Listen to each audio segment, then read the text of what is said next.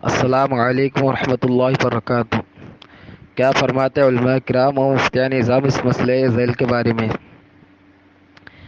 ایک خنثی مشکل ہمارے محلے کی مسجد میں جماعت کے ساتھ نماز پڑھنے آتا ہے، اور اس کی عادت بالکل عورتوں والی ہے، اور وہ پہلے مرد تھا، اپنی جنس تبدیل کر خنثی مشکل بن گیا، اور اب وہ مسجد میں جماعت کے ساتھ نماز پڑھتا ہے کبھی، تو کیا اس کو مسجد میں آنا دینا چاہیے؟ کیا اس کو جماعت کے ساتھ میں نماز پڑھن دینا چاہیے؟ کیا اس کی نماز کے وجہ سے بازو میں جو کچھ حضرات نماز پڑھتے جماعت کے ساتھ میں، کیا ان کی نماز پر کچھ اثر گرے گا؟ برائے کرم اس کا جواب عنایت فرمائیں۔ وعلیکم السلام ورحمۃ اللہ تعالی وبرکاتہ۔ رضوی دارالفتاء اہل السنہ پر یاد فرمانے کا شکریہ۔ آپ کا ایک سوال موصول ہو، جواب حاضر۔ جس شخص کا آپ نے ذکر کیا وہ خنثی مشکل نہیں ہے۔ خنثی مشکل کہتے ہیں اگر کسی شخص کی پیدائش جنسی اعتبار سے اس حیت پر ہو جائے کہ وہ نہ مرد ہو اور نہ عورت، کسی ایک علامت کا ظہور بھی نہ ہو کہ اسے مرد یا عورت میں سے کسی کے مشابہ قرار دیا جا سکے، تاکہ اس کی روح سے اس پر مرد یا عورت کے احکام کا اطلاق ہو سکے۔ یہ طے کرنا ہی کافی دشوار ہو جائے کہ مرد ہے یا عورت، اس کو خنثی مشکل کہتے ہیں۔ اس کے مسائل الگ ہیں۔ خنثی مشکل کو مردوں کی صف میں کھڑا ہونا منع ہے۔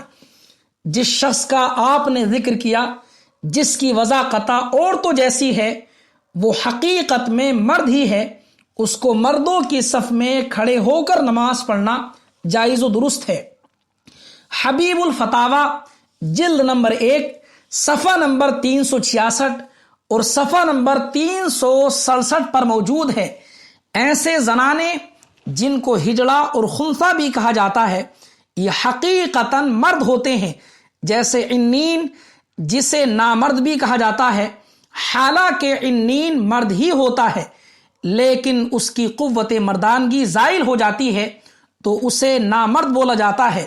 اسی طرح یہ زنانے عورتوں جیسے اطوار و عادات بنا لیتے ہیں، گاتے بجاتے ناچتے ہیں، عورتوں جیسے لباس، وضاحت، بال، ان تمام امور میں ان سے مشابہت حاصل کر لیتے ہیں، بعض آلے تناسل بھی جدا کر لیتے ہیں۔